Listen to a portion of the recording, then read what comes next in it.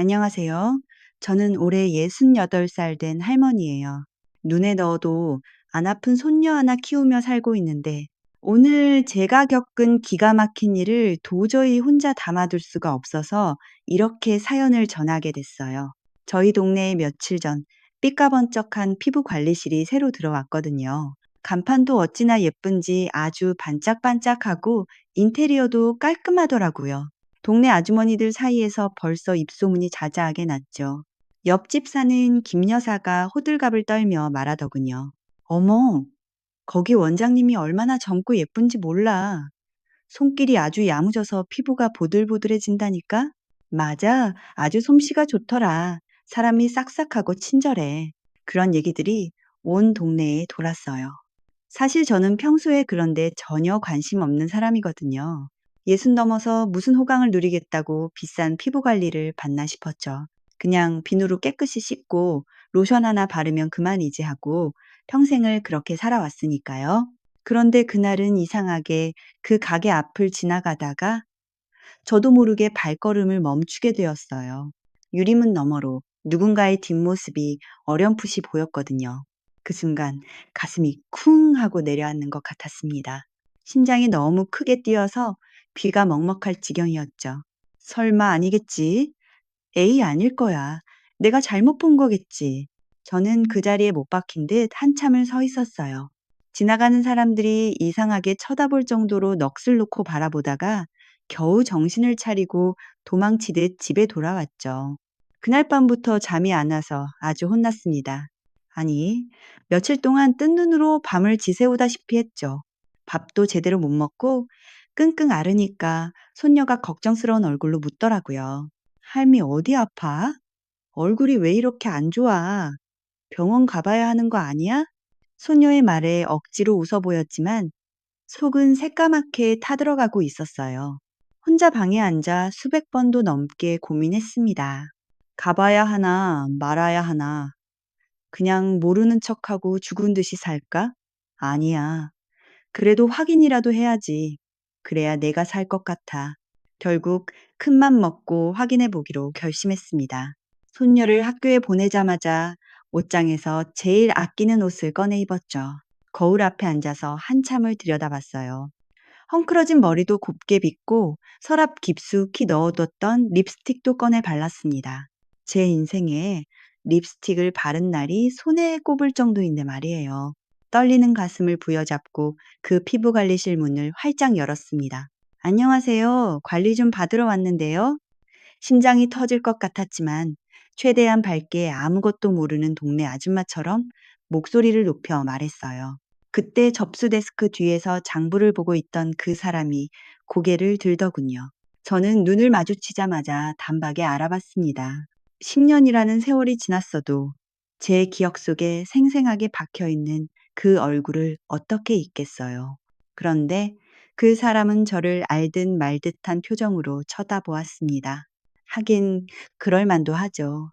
마음고생하며 사느라 저는 10년 동안 폭삭 늙어버렸으니까요. 그땐 정말 몰랐습니다. 제가 그 문을 열고 들어가는 순간 10년 동안 가슴속 깊이 꽁꽁 얼려뒀던 제 감정이 화산처럼 터져 나올 줄은요. 그리고 앞으로 그 사람의 인생이 어떻게 뒤집힐지 말이지요. 본격적인 이야기 시작 전 어디서 이 이야기를 듣고 계신지 댓글로 알려주세요. 그리고 구독과 좋아요도 부탁드립니다. 지금으로부터 딱 10년 전 이야기를 먼저 해드려야 이 기가 막힌 사연이 이해가 가실 것 같네요. 제 아들은 32에 늦깎이로 장가를 갔어요. 남들처럼 번듯한 대기업은 아니지만 성실하게 중소기업에 다니는 평범한 직장인이었죠. 월급은 250만 원 남짓, 많지는 않아도 제 입 하나 건사하고 처자식 굶기지 않을 정도는 벌어오니 그저 감사했습니다. 며느리는 아들보다 3살 어린 29이었어요. 커피숍에서 아르바이트를 하다가 손님으로 온 제 아들과 눈이 맞았다고 하더군요. 처음 인사를 온 날, 며느리의 첫인상은 참 좋았습니다. 화장기 없는 수수한 얼굴도 예뻤고 무엇보다 말하는 게 어찌나 곱던지요. 어머님 처음 뵙겠습니다. 많이 부족하겠지만 예쁘게 봐주세요. 오빠랑 싸우지 않고 잘 살겠습니다. 다소곳하게 고개를 숙여 인사하는 모습이 참 기특하고 예뻐 보였죠. 저는 아들이 20살 되던 해에 남편을 심근경색으로 먼저 떠나보내고 12년 넘게 혼자 살고 있었거든요. 아들 결혼식 날, 저는 식장에 앉아 남몰래 눈물을 훔쳤습니다. 여보, 우리 아들이 드디어 짝을 만났어. 이제 나도 외롭지 않게 며느리랑 손주 보면서 재미나게 살 수 있겠지? 그렇게 생각하니 세상을 다 얻은 것 같았습니다. 신혼집은 저희 집에서 버스로 20분 거리였어요. 국 하나 끓여서 식기 전에 들고 갈 수 있는 딱 좋은 거리였죠. 처음 몇 달은 정말 꿈만 같았습니다. 며느리가 일주일에 한 번씩은 꼭 저희 집에 들렀거든요. 빈손으로 오는 법도 없이 제철 과일이며 밑반찬을 바리바리 싸들고 와서 제잘제잘 이야기를 늘어놓는데 집안에 사람 사는 온기가 도는 것 같았죠. 어머님, 이거 제가 만든 장조림인데 입에 맞으실지 모르겠어요. 어머님 드시라고 간을 좀 심심하게 했거든요. 아이고, 얘도 참. 남편 챙기기도 바쁠 텐데 시애미 반찬까지 신경 쓰고 그래. 난 괜찮으니까 너나 많이 먹어. 말은 그렇게 하면서도 며느리가 챙겨주는 마음이 고마워 넙죽넙죽 받아먹곤 했습니다. 아들도 참 행복해 보였어요. 주말이면 둘이 손 꼭 잡고 공원 산책도 다니고 영화도 보러 다니는 모습이 어찌나 보기 좋던지 제 마음이 다 흐뭇했죠. 그렇게 꿀 같은 신혼생활이 1년쯤 지났을 때였습니다. 며느리한테서 전화가 왔는데 수화기 너머로 들떠있는 목소리가 들리더군요. 어머님, 저 애기 생겼어요. 병원 다녀왔는데 임신이래요. 그 소리를 듣는데 가슴이 벅차올라 저도 모르게 소리를 질렀습니다. 아이고 세상에. 정말이니? 우리 며느리 장하다, 장해. 입덧은 안 하고? 뭐 먹고 싶은 거 없니? 임신 기간 동안 저는 닳도록 며느리네 집 문턱을 드나들었습니다. 며느리가 입덧이 심해서 물 한 모금도 제대로 못 넘겼거든요. 어머님 냄새 때문에 너무 힘들어서 죄송해요. 제가 아무것도 못 해드려서 어쩌죠? 아이고, 무슨 소리야. 넌 뱃속에 애기만 잘 키우면 그게 효도야. 청소랑 빨래는 내가 다 해줄 테니까 넌 손가락 하나 까딱하지 마. 그때만 해도 며느리는 제 손을 꼭 잡으며 눈시울을 붉힐 정도로 고마워했어요. 아들도 곧 태어날 아이 생각에 어깨가 무거우면서도 신이 난 눈치였죠. 엄마, 나 이제 진짜 아빠 되는 거야? 우리 애기 분유값 벌려면 야근 더 많이 해야겠네. 피곤한 기색도 없이 싱글벙글 웃으며 일하는 아들을 보며 참 대견하더라고요. 그해 12월, 눈이 펑펑 내리던 날, 우리 예쁜 손녀가 태어났습니다. 3.2kg의 건강한 여자아이였죠. 첫 손주를 받아 안았을 때의 그 감동은 말로 다 할 수가 없습니다. 꼬물거리는 손가락이며 발가락이 얼마나 예쁜지 눈물이 주르륵 흐르더라고요. 우리 공주님, 할미가 하늘만큼 땅만큼 사랑해줄게. 아프지 말고 건강하게만 자라다오. 아들이 지어준 이름 서연이었어요. 그 이름처럼 곱고 예쁘게 자라길 기도했죠. 며느리는 출산 후에 친정에서 한 달간 몸조리를 하고 다시 신혼집으로 돌아왔어요. 저는 며느리가 혼자 애기 보느라 밥도 못 챙겨 먹을까봐 거의 매일 출근 도장을 찍었죠. 기저귀 갈아주고 목욕시키고 밀린 빨래 청소까지 제 손이 안 가는 곳이 없었습니다. 어머님, 너무 고생시켜드려서 죄송해요. 제가 얼른 기운 차려야 하는데 며느리는 늘 그렇게 말했지만 어딘가 모르게 표정이 조금씩 어두워지는 것 같았습니다. 고맙다고 말은 하는데 눈은 웃지 않는다고 해야 할까요? 그때는 그저 육아가 힘들고 산후 우울증이 와서 그럴 수 있겠다 싶었어요. 그러던 어느 날이었습니다.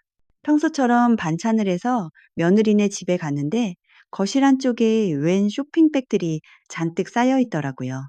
슬쩍 보니 백화점 이름이 적힌 명품 가방이며 구두 상자들이었어요. 아가, 이게 다 뭐니?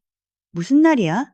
제 물음에 며느리가 화들짝 놀라더니 이내 생글생글 웃으며 말하더군요.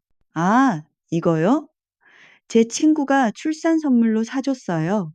걔가 좀 손이 커서요. 어머, 친구가 우리 며느리는 좋겠네? 저는 세상 물정 모르고 그저 고개를 끄덕이며 넘어갔습니다. 그런데 그 다음 주에 갔더니 이번엔 비싼 화장품 세트랑 반짝이는 액세서리들이 화장대에 늘어져 있더라고요. 이것도 친구가 사준 거니? 네, 어머님. 제 친구가 엄청 부자거든요. 애기 낳느라 고생했다고 기분 전환하라고 사줬어요. 며느리는 별일 아니라는 듯 태연하게 대답했습니다. 그때도 저는 요즘 젊은 애들은 친구끼리 선물 스케일도 다르구나 하고 대수롭지 않게 생각했죠. 하지만 가랑비에 옷 젖는 줄 모른다고 할까요? 조금씩 찝찝한 기분이 들기 시작했습니다. 어느 순간부터 며느리가 제 눈을 피하고 제가 집에 오는 걸 달가워하지 않은 눈치가 역력했거든요. 어머님, 오늘은 제가 몸이 좀 안 좋아서요.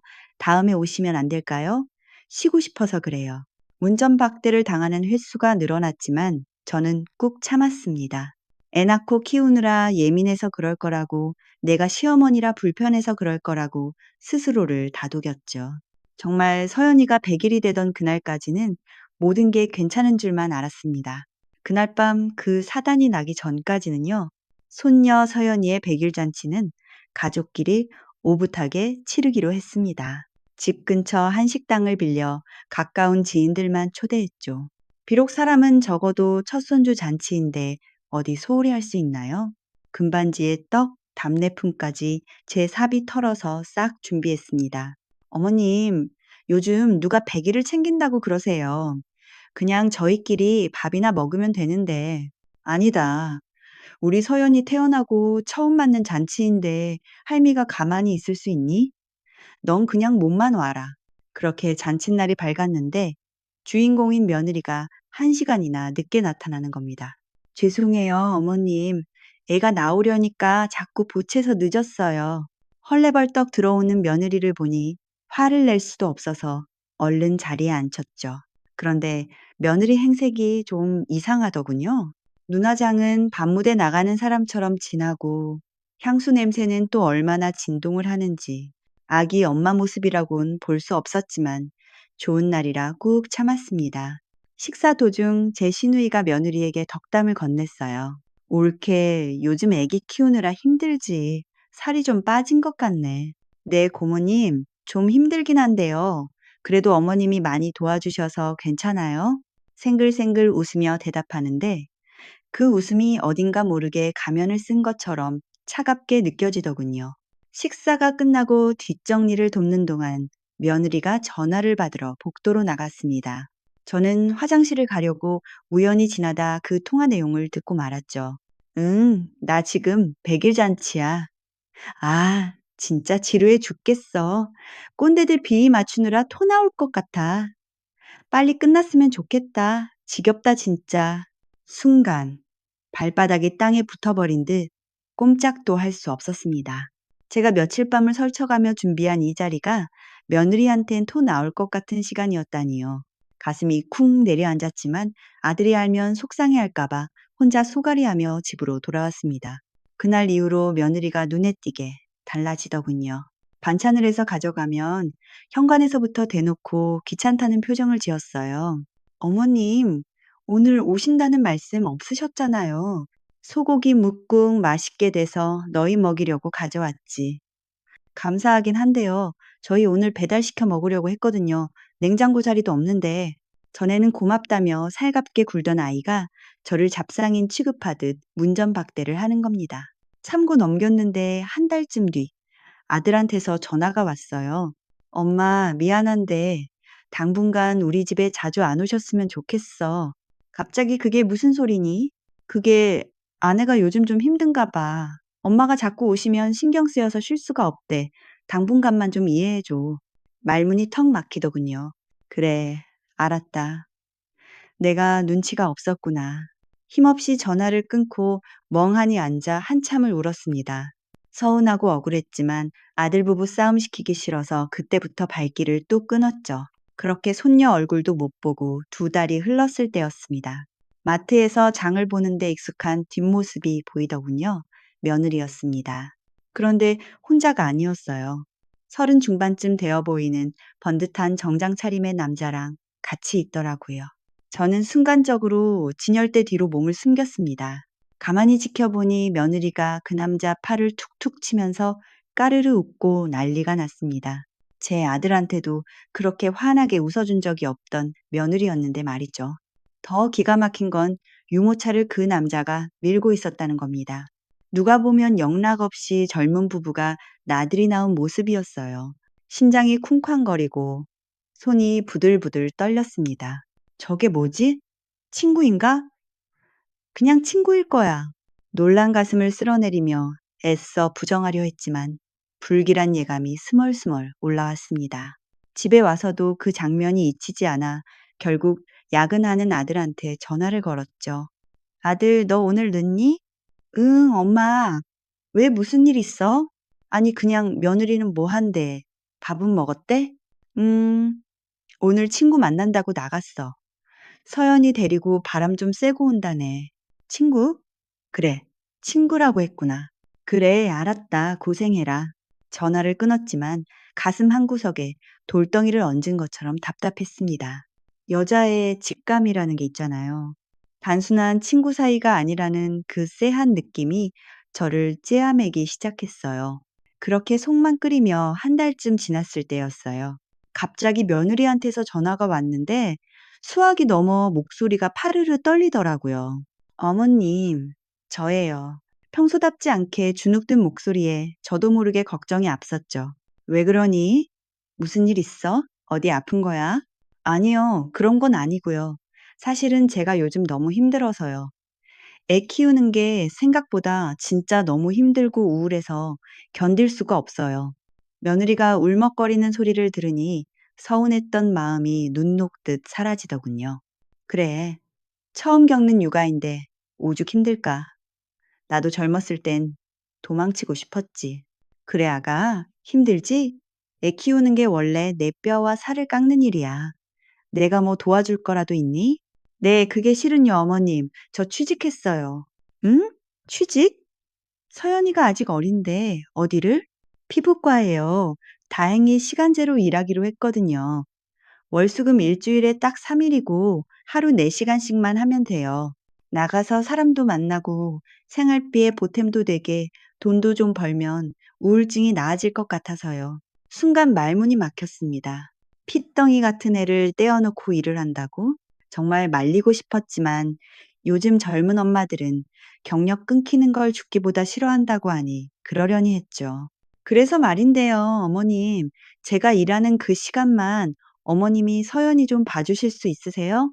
믿을 사람이 어머님밖에 없어서요. 아이고, 그럼 당연하지.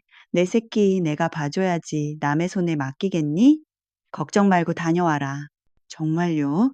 감사합니다, 어머님. 진짜 너무너무 감사해요. 방금 전까지 죽을 상이었던 목소리가 순식간에 밝아지더군요. 그렇게 저는 일주일에 3번 며느리네 집으로 출근을 하게 됐습니다. 월요일, 수요일, 금요일. 오전 10시부터 오후 3시까지요. 처음엔 좋았어요. 눈에 넣어도 안 아픈 손주를 실컷 볼 수 있으니까요. 그런데 며칠 지나지 않아 이상한 점이 눈에 들어오기 시작했습니다. 며느리가 출근할 때 입는 옷차림이 영 거슬리는 거예요. 병원에서 일한다면서 무슨 동창회 나가는 사람처럼 차려입었거든요. 몸에 딱 붙는 원피스에 굽 높은 하이힐을 신고 화장은 또 어찌나 공들여 하는지. 얘, 며느리야. 너 피부과 간다면서 옷이 그게 뭐니? 일할 때 불편해서 어쩌려고 그래? 저희 병원이 청담동에 있는 고급 병원이라서요. 원장님이 직원들도 품위 있게 입고 다니라고 하셔서 어쩔 수가 없네요. 아, 그래? 요즘 병원은 별걸 다 시키는구나. 뭔가 찜찜했지만 며느리가 그렇다니 그냥 넘어갔습니다. 그러던 어느 날이었어요.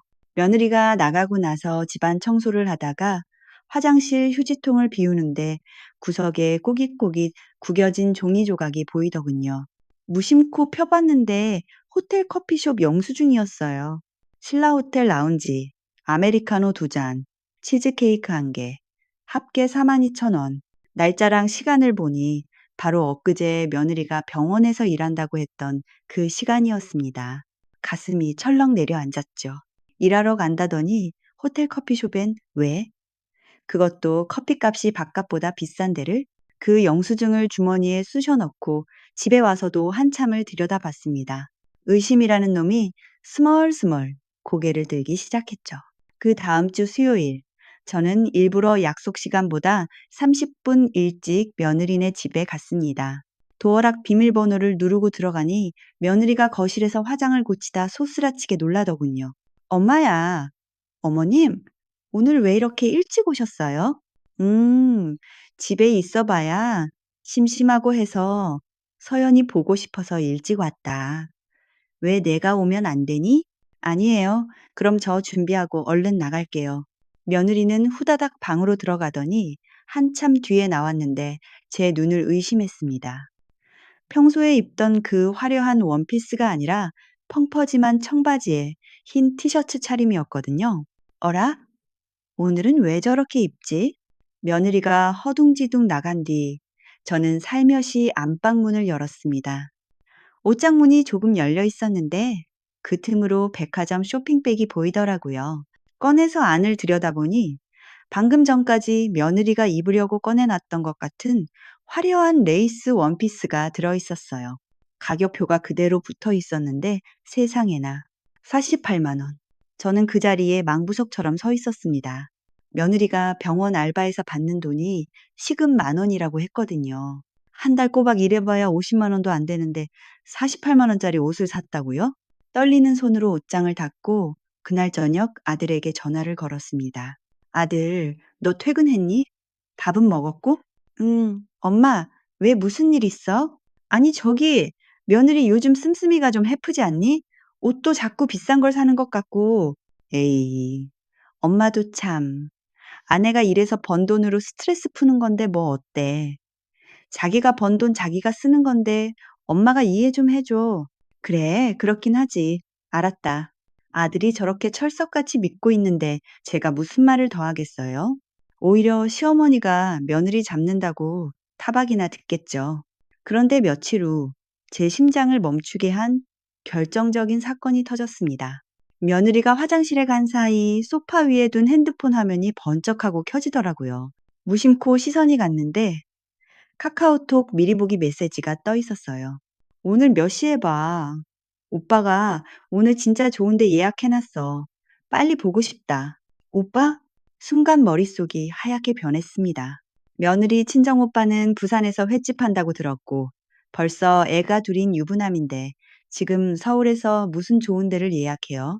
그때 화장실 문이 달칵 열리고 며느리가 나왔습니다. 어머님, 왜 거기 서 계세요? 저는 도둑질하다 들킨 사람처럼 황급히 고개를 돌렸어요. 서연이가 칭얼거리는 것 같아서. 며느리는 잽싸게 핸드폰을 낚아채더니 화면을 확인하고는 슬며시 주머니에 찔러 넣더군요. 그때 입가에 번지는 야릇한 미소를 저는 똑똑히 봤습니다. 그날 밤, 저는 뜬 눈으로 밤을 지새웠습니다. 오빠라니 도대체 누구야? 내가 생각하는 그런 사이는 아니겠지? 아닐 거야. 한 달쯤 더 지났을 때 제 불안은 현실이 되어 현관문 앞에 나타났습니다. 제가 서연이를 업고 거실을 서성거리고 있는데 초인종이 울리더군요. 택배 왔나? 아무 생각 없이 문을 열었는데 문 앞에 웬 낯선 남자가 서 있는 겁니다. 그런데 낯설지가 않았어요. 얼마 전 마트에서 며느리와 희희낙낙거리고 있던 바로 그 남자였거든요. 누구세요? 남자는 당황한 기색도 없이 싱글벙글 웃으며 묻더군요. 아, 안녕하세요. 여기 정미 씨 집 맞죠? 네, 맞는데요. 며느리 지금 없어요. 아, 그러세요? 제가 정미 씨 친구인데 연락이 안 돼서요. 혹시 핸드폰을 집에 두고 갔나 해서 와봤습니다. 친구라고 했어요. 그런데 그 남자 손에 들려있는 게 뭔지 아세요? 새빨간 장미 꽃다발이었습니다. 친구 집에 핸드폰 찾으러 오면서 장미꽃을 들고 오는 사람이 세상 천지에 어디 있습니까? 저는 손이 부들부들 떨려서 저도 모르게 문을 쾅 닫아버렸습니다.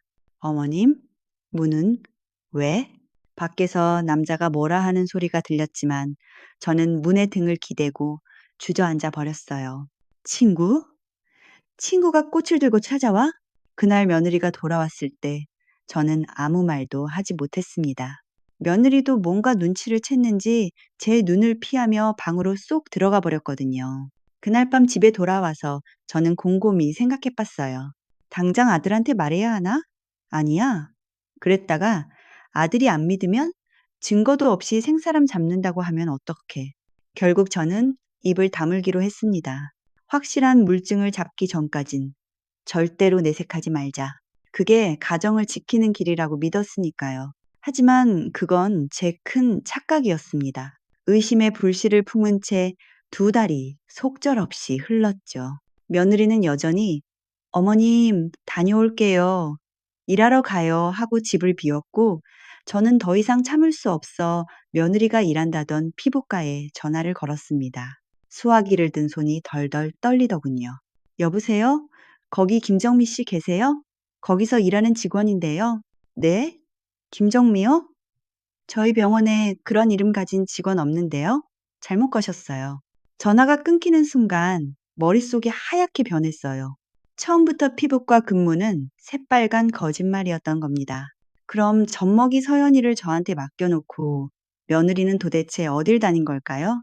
저는 그 길로 며느리네 아파트 건너편 카페 창가에 자리를 잡았습니다. 제 눈으로 확인해야만 했으니까요.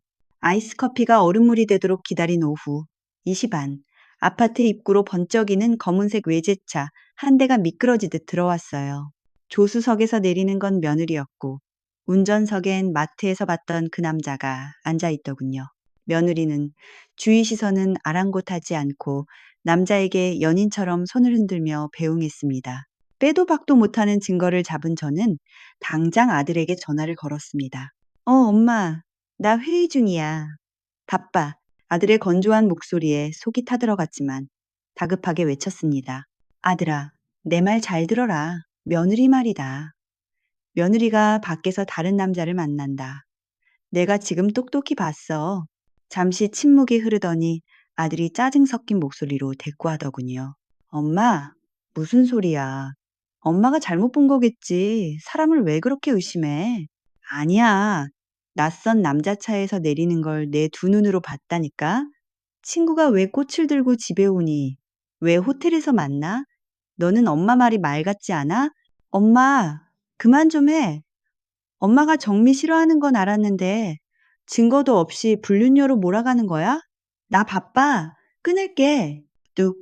매정하게 끊긴 전화기를 들고 저는 멍하니 허공만 바라봤어요. 내 배 아파 낳은 자식이 어미 말보다 며느리의 거짓말을 더 믿는다는 사실이 가슴을 후벼 팠습니다. 그날 밤 며느리에게서 전화가 왔죠. 목소리가 아주 냉랭하더군요. 어머님, 오늘 서연 아빠한테 무슨 말씀하셨어요? 사실대로 말했다. 네가 낯선 남자 차에서 내리는 거 봤다고. 어머님 진짜 너무하시네요. 저 정말 일 나가는 거예요. 왜 사람을 못 믿고 의심하세요? 피부과에 전화해봤다. 거기 너 같은 사람 없다던데? 순간 멈칫하던 며느리는 이내 더 뻔뻔하게 나왔습니다. 거긴 며칠 전에 그만뒀어요. 지금은 다른 데서 일해요. 어디서? 어디서 일하는데? 그건 왜 꼬치꼬치 물으세요? 제가 어디서 일하든 어머님이 무슨 상관이세요? 어머님이 사사건건 간섭하시는 거 숨 막혀요. 제 사생활이에요? 사생활? 애엄마가 딴 남자 만나는 게 사생활이니? 남편한테는 다 말했어요. 남편이 괜찮다는데 왜 어머님이 난리세요? 죄송하지만 당분간 집에 오지 마세요. 어머님 오시면 제가 스트레스 받아서 못 살겠어요. 그럼 서연이는 누가 보는데? 제가 알아서 해요. 제 자식이니까 신경 끄세요. 전화는 그렇게 끊겼고 저는 그 자리에 주저앉아 엉엉 울었습니다. 진실을 말해줬는데 도리어 이상한 시어머니 취급을 받고 손주까지 못 보게 된 억울함에 밤잠을 설쳤습니다. 이거 정말 큰일 나는 거 아닌가 싶었는데 불길한 예감은 빗나가는 법이 없더군요. 딱 일주일 후 그 일이 벌어지고 말았습니다. 새벽녘에 아들에게서 전화가 왔는데 목소리가 사시나무 떨듯 떨리고 있었습니다. 엄마, 왜 그러니? 무슨 일이야? 엄마, 정미가 집을 나갔어. 뭐? 그게 무슨 소리야? 어젯밤에 친정 간다고 나갔거든. 서연이 데리고. 근데 오늘 아침에 출근하려고 문을 열어보니까 아들이 말을 잇지 못하고 울먹였습니다. 서연이가 현관 앞에 있었어. 뭐? 현관 앞이라니? 유모차에 담요 덮어서 애를 그냥 문 앞에 놔두고 갔어. 쪽지 하나 남기고. 심장이 쿵 하고 빗는 것 같았습니다. 지금 서연이는 애는 괜찮니? 응, 자고 있어. 근데 엄마 쪽지에 뭐라고 썼는지 알아? 미안해. 나 못 살겠어. 서연이는 자기가 잘 부탁해. 이게 다야. 다리가 풀려 그 자리에 주저앉고 말았습니다. 엄마 어떡해. 나 이제 어떡해. 경찰에 신고는 했니? 음, 근데 제 발로 나간 거라 실종 신고밖에 안 된대. 저는 대충 옷을 걸치고 아들네 집으로 미친 듯이 달려갔습니다. 안방 침대에 곤히 잠들어 있는 서연이를 보니 억장이 무너져 내리더군요. 돌도 안 된 핏덩이를 이 추운 새벽에 현관문 앞에 짐짝처럼 버려두고 가다니요. 저는 행여나 애가 깰까봐 조심스레 품에 안아 올렸습니다. 손녀의 따뜻한 체온이 느껴지자 그제야 참았던 눈물이 터져 나왔습니다. 아이고, 불쌍한 내 새끼. 이 핏덩이를 어떡하라고. 그날부터 며느리는 연락이 두절됐어요. 전화도 안 받고 문자도 씹고 친정에 전화해봐도 우리도 모른다. 연락 오면 전해주마 하며 발뺌하기 바빴습니다. 아들은 넋이 나가 술로 밤을 지새웠고 저는 그렇게 60 가까운 나이에 다시 젖먹이 엄마가 되었습니다. 하지만 그건 고생길의 시작에 불과했습니다. 그날부터 제 인생의 이막이 시작되었습니다. 예순을 바라보는 나이에 갓난쟁이를 키운다는 건 생각보다 훨씬 고된 일이더군요. 밤마다 깨서 보채는 아이를 업고 달래느라 무릎이며 허리가 남아나질 않았습니다. 밤잠 설쳐가며 분유를 타고 기저귀를 갈 때마다 삭신이 쑤셨지만 이 핏덩이를 생각하면 아플 틈도 없었죠. 아들은 퇴근하고 돌아오면 죄인처럼 고개를 숙이고 아이 곁을 지켰습니다. 엄마, 미안해. 내가 너무 못났어. 그때 엄마 말을 들었어야 했는데 지난 일 후회해봤자 뭐하니. 서연이 보란 듯이 잘 키우는 게 복수하는 거야. 말은 씩씩하게 했지만 엄마 젖을 찾으며 빈 젖꼭지를 빠는 손녀를 볼 때마다 가슴이 미어지는 건 어쩔 수 없더군요. 서연이가 돌을 맞이했을 때 우리는 친척들만 불러 조촐하게 밥을 먹었습니다. 돌잡이로 연필을 잡고 방긋 웃는 아이를 보며 모두가 박수를 쳤지만 그 자리에 엄마만 없다는 사실이 뼈아프게 다가왔죠. 어느 날 서연이가 처음으로 입을 떼던 순간을 잊을 수가 없네요. 할미, 할미! 엄마보다 할미라는 말을 먼저 배운 내 새끼. 그 소리를 듣는데 기쁨보다 눈물이 왈칵 쏟아져서 한참을 아이를 끌어안고 울었습니다. 서연이가 3살이 되어 어린이집에 갔을 때부터는 사람들의 시선과 싸워야 했거든요. 선생님이 조심스럽게 묻더군요. 어머님, 혹시 서연이 엄마는 따로 사시나요? 행사 때 연락을 드려야 해서요. 엄마는 없어요. 멀리 갔습니다. 아, 죄송합니다. 제가 실례를 했네요. 그 후로도 수없이 같은 질문을 받았고, 그때마다 저는 거짓말쟁이가 되어야 했습니다. 서연이 엄마는 외국에 공부하러 갔어요. 몸이 좀 약해서 요양 중이에요. 차마 바람나서 자식 버리고 도망갔어요. 라고 말할 순 없었으니까요. 아이는 하루가 다르게 쑥쑥 컸지만 그만큼 빈자리에 대한 궁금증도 커져갔습니다. 5살이 되던 해 서연이가 유치원 버스에서 내리자마자 묻더군요. 할미, 나만 엄마 없어? 친구들은 다 엄마가 데리러 오는데 나도 엄마 보고 싶어. 엄마는 언제 와? 고사리 같은 손으로 제 옷자락을 잡고 묻는 아이에게 제가 해줄 수 있는 말은 뻔한 거짓말뿐이었습니다. 서연아, 엄마는 아주 멀리서 일하고 있어. 서연이가 밥 잘 먹고 씩씩하게 크면 금방 오실 거야. 치, 거짓말. 작년에도 그랬잖아. 입을 삐죽거리는 아이를 품에 안고 속으로 1000번 만번 빌었습니다. 미안하다, 서연아. 할미가 죄인이다. 아들은 재혼자리가 들어와도 거들떠보지 않았습니다. 좋은 사람 있다는데 한번 만나나 봐. 엄마, 나 서연이 하나로 좋게. 새엄마들이면 우리 서연이 눈치 보고 상처받아. 난 죽을 때까지 서연이 아빠로만 살 거야. 아들의 결심이 하도 단호해서 저도 더는 권하지 않았습니다. 세월은 흘러 서연이가 초등학교에 입학했습니다. 젊은 엄마들 틈바구니에서 흰머리 희끗한 할머니가 학부모로 서 있는 게 부끄러웠지만 기죽지 않으려 제일 좋은 옷을 입고 학교에 갔죠. 그런데 어느 날 학교에서 선생님께 전화가 왔습니다. 할머니, 서연이가 친구랑 다투다가 울음을 터뜨렸어요. 오셔서 달래주셔야 할 것 같아요. 놀란 가슴을 부여잡고 학교로 달려갔더니 서연이가 퉁퉁 부은 눈으로 저를 보자마자 안기더군요. 할미, 왜 그래? 누가 괴롭혔어? 친구가 친구가 나보고 엄마 없다고 놀렸어. 엄마가 나 버리고 도망간 거라고 했어. 그 말을 듣는 순간 피가 거꾸로 솟는 것 같았습니다. 그 아이 엄마를 불러 따끔하게 주의를 줬지만 집에 돌아와서도 서연이는 울음을 그치지 않더라고요. 할미, 진짜야? 엄마가 나 버린 거야? 그래서 안 우는 거야? 그 맑은 눈망울을 보며 저는 또다시 가슴을 치며 거짓말을 했습니다. 아니야. 절대 아니야. 엄마가 많이 아파서 그래. 서연이한테 병원 길까봐 치료받고 있는 거야. 그럼 아프면 병원 가면 되잖아. 나도 감기 걸리면 병원 가는데. 그런 병이 아니야. 마음이 아픈 병이라 그래. 겨우 아이를 달래 재우고 방문을 닫고 나오는데 이불 속에서 훌쩍이는 소리가 들려와 억장이 무너져 내렸어요. 그렇게 눈물과 한숨으로 10년이라는 세월을 버텼습니다. 어느새 서연이는 11살. 의젓한 5학년이 되었고 제 허리는 굽어가고 머리는 하얗게 셌죠. 그래도 할미 사랑해 아빠 힘내세요 하며 애교 부리는 손녀 덕분에 웃으며 살았습니다. 그러던 어느 화창한 봄날이었습니다. 파마를 하러 동네 단골 미용실에 갔는데 미용사 아가씨가 수건을 개며 말을 걸어오더군요. 할머니, 저기 사거리에 새로 생긴 뷰티숍 가보셨어요? 아니, 내가 그런데 갈 일이 뭐 있어. 에이, 한번 가보세요. 며칠 전에 오픈했는데 인테리어도 강남 저리 가라 할 정도로 고급스럽고 원장님이 아주 젊고 예쁘대요. 솜씨가 좋다고 벌써 소문이 자자하던데요.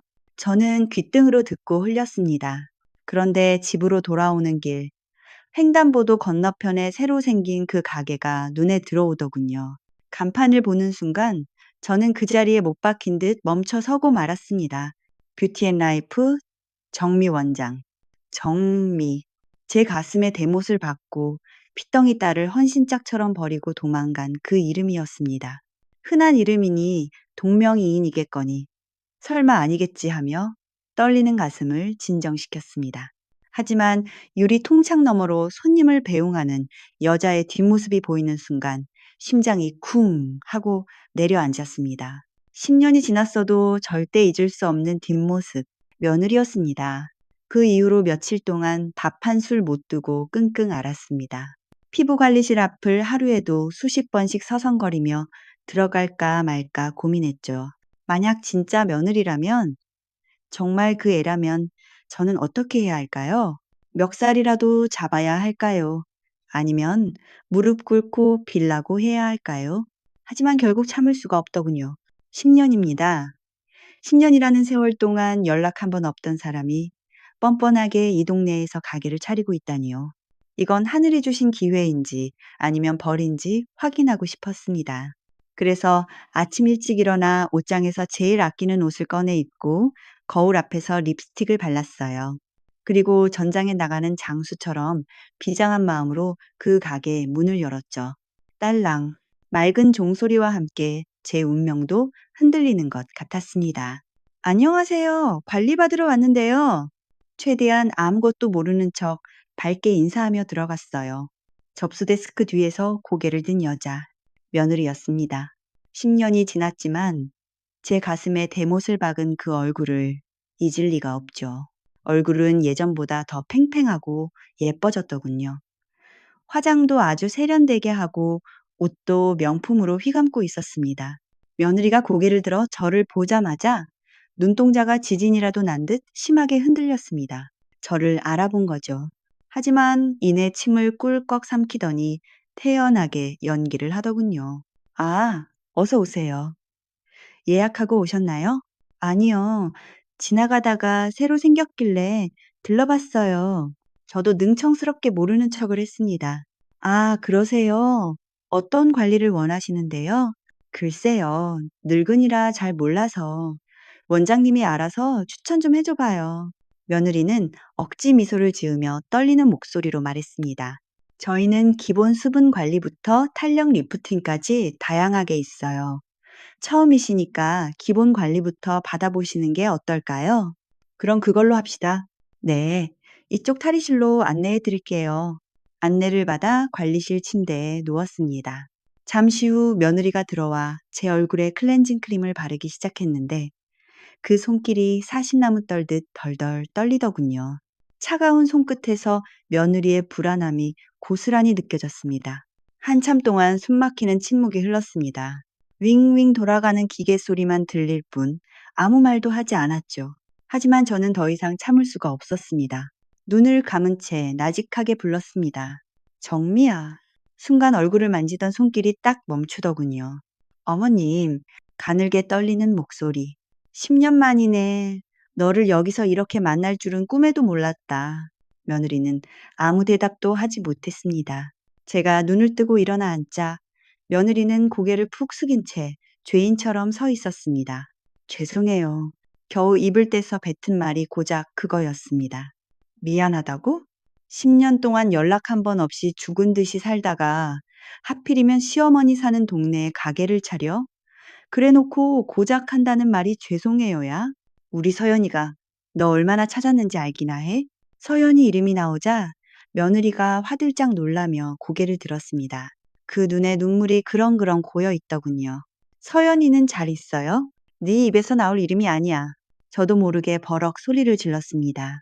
네가 핏덩이일 때 버린 애를 우리가 10년 동안 피눈물 흘리며 키웠어.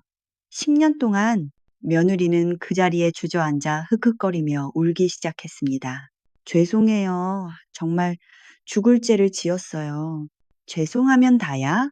서연이가 애미 없다고 학교에서 얼마나 놀림당하고 무시당했는지 알아? 밤마다 이불 뒤집어 쓰고 엄마 보고 싶다고 우는 애한테 내가 뭐라고 했는지 아냐고. 아파서 못 오는 거라고. 멀리 돈 벌러 갔다고 거짓말하는 내 심정을 네가 알기나 해? 울분이 터져 나와 저도 같이 소리내어 울었습니다. 도대체 너는 뭐하고 산 거니? 10년 동안 어떻게 자식 한 번 안 찾고 그렇게 뻔뻔하게 살 수가 있어? 살고 싶었어요. 며느리가 기어 들어가는 목소리로 말하더군요. 저도 제 인생을 살고 싶었어요.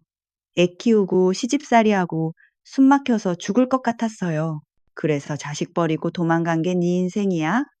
네 인생에 딸은 없었어? 있었어요. 매일매일 생각했어요. 하루도 잊은 적 없어요. 근데, 근데 뭐? 용기가 안 났어요. 어떻게 돌아가요? 애 버리고 딴 남자랑 도망친 엄마가 무슨 염치로? 저는 펑펑 우는 며느리를 한참 동안 노려보았습니다. 미워 죽겠는데 당장이라도 머리채를 잡고 흔들고 싶은데 한편으로는 짠한 마음이 드는 건 왜일까요? 네가 진짜로 서연이한테 미안하긴 하니? 네, 정말이에요. 그럼 서연이 만나. 며느리가 고개를 번쩍 들고 저를 쳐다보았습니다. 네? 뭐라고요?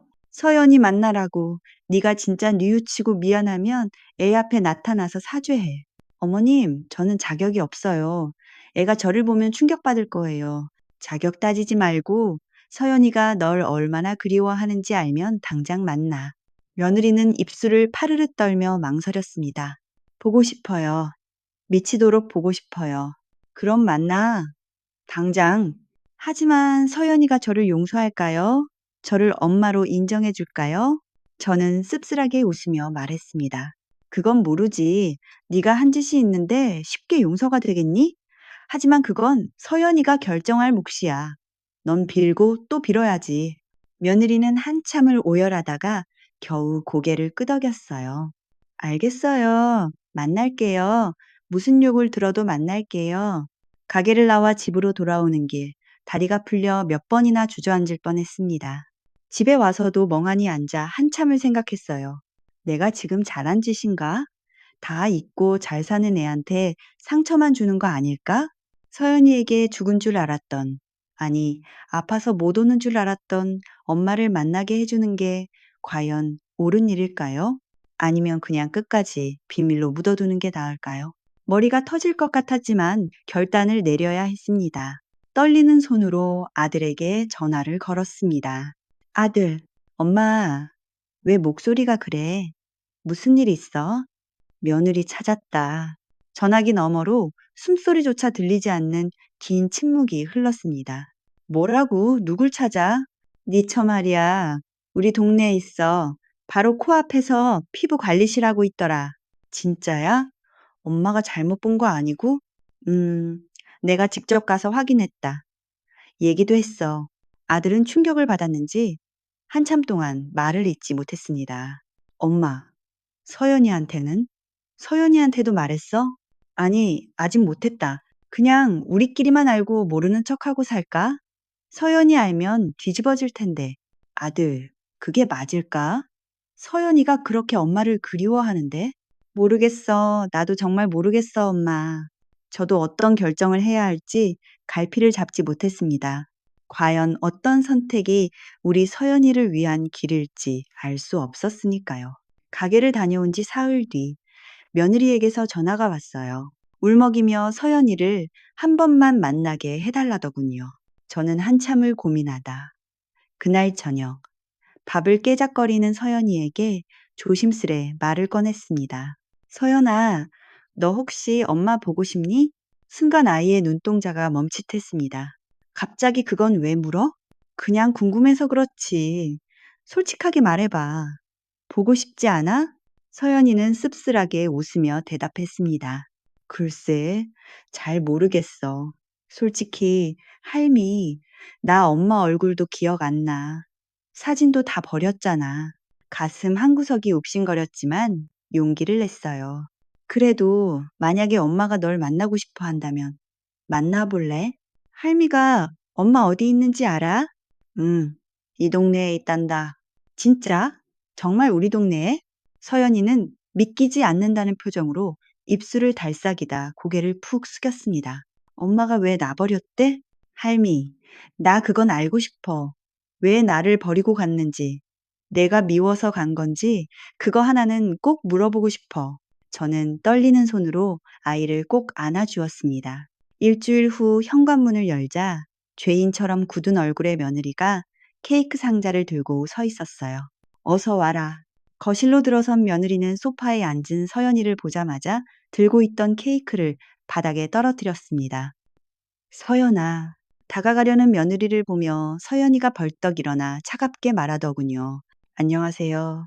엄마가 아닌 낯선 아줌마를 대하는 듯한 건조한 인사. 며느리는 그 자리에 주저앉아 오열했습니다. 서연, 미안해. 정말 미안해. 엄마가 잘못했어. 죽을 죄를 지었어. 너를 버려서 정말 미안해. 하지만 서연이는 울지 않고 싸늘하게 내려다볼 뿐이었습니다. 왜 나 버렸어요? 그때는 엄마가 너무 힘들었어. 사는 게 무서워서. 힘들면 자식 버려도 돼요? 그래서 나 버리고 갔어요? 미안해. 정말 할 말이 없어. 미안하다고 하면 다예요? 서연이의 목소리가 떨리기 시작했습니다. 나 학교에서 얼마나 놀림당했는지 알아요? 엄마 없는 애라고, 버림받은 애라고 손가락질 받을 때 아줌마는 뭐 했는데요? 나 밤마다 이불 쓰고 울었어요. 왜 나만 엄마 없냐고. 할머니가 거짓말하는 거 알면서도 모른 척 기다렸다고요. 참았던 울음이 터진 서연이와 바닥에 머리를 박고 통곡하는 며느리. 온 집안이 눈물바다가 되었습니다. 한참 뒤 서연이가 눈물을 닦으며 물었습니다. 이제 우리 같이 살 거예요? 그 말에 며느리가 당황하며 말끝을 흐렸습니다. 서연아, 그게 엄마는 지금. 기대했던 대답이 아니자 서연이의 눈빛이 다시 차갑게 식어갔습니다. 같이 안 살 거면 다신 오지 마세요. 뭐? 한 번 버린 사람이 두 번은 못 버리겠어요? 같이 살 거 아니면 내 눈앞에 나타나지 마요. 자신의 새 인생을 버릴 용기가 없던 며느리는 도망치듯 돌아갔고 서연이는 방으로 들어가 문을 닫아버렸습니다. 다음 날 며느리에게서 당장 같이 살 순 없지만 일주일에 한 번이라도 보고 싶다는 문자가 왔습니다. 서연이는 덤덤하게 말하더군요. 할미, 난 괜찮아. 정말? 억지로 그럴 필요 없다. 음, 엄마 없이도 10년이나 잘 살았잖아. 앞으로도 그럴 수 있어. 그냥 가끔 밥이나 먹지 뭐. 그로부터 1년이 지났습니다. 며느리는 한 달에 한두 번 서연이를 만나러 왔죠. 아들은 여전히 며느리를 용서하지 않았고 완벽한 재결합은 아니지만 조금씩 나아지고 있었습니다. 지난주에는 서연이가 쑥스러운 듯 말하더군요. 할미, 나 오늘 엄마라고 불렀어. 그래? 잘했다. 엄마가 뭐라더냐? 그냥 또 울지 뭐. 밥 먹다 말고 울어서 창피해 죽는 줄 알았어. 퉁명스럽게 말하지만 아이의 입꼬리가 올라가 있었습니다. 할미, 오늘 엄마가 운동화 사줬어. 예쁘지? 오냐, 예쁘네. 그래도 밥은 할미가 해준 게 더 맛있지? 당연하지. 할미 김치찌개가 최고야. 해맑게 웃는 손녀를 볼 때마다 저는 생각했어요. 그날 그 가게 문을 열고 들어간 제 선택이 틀리지 않았기를요. 여러분이라면 어떻게 하셨을까요? 10년 동안 연락 없던 며느리를 다시 받아들일 수 있으셨을까요? 저는 아직 정답을 모르겠어요. 다만 깨진 그릇을 다시 붙인다고 새 그릇이 되진 않겠지만 적어도 우리 서연이가 더 이상 이불 속에서 몰래 우는 일은 없어졌다는 것. 그것만으로도 충분한 것 같습니다. 지금까지 제 긴 이야기 들어주셔서 감사합니다. 끝까지 이야기를 들어주신 분이 계시다면 잘 들었다고 댓글 한번 남겨주세요. 그리고 오늘도 행복하세요. 감사합니다.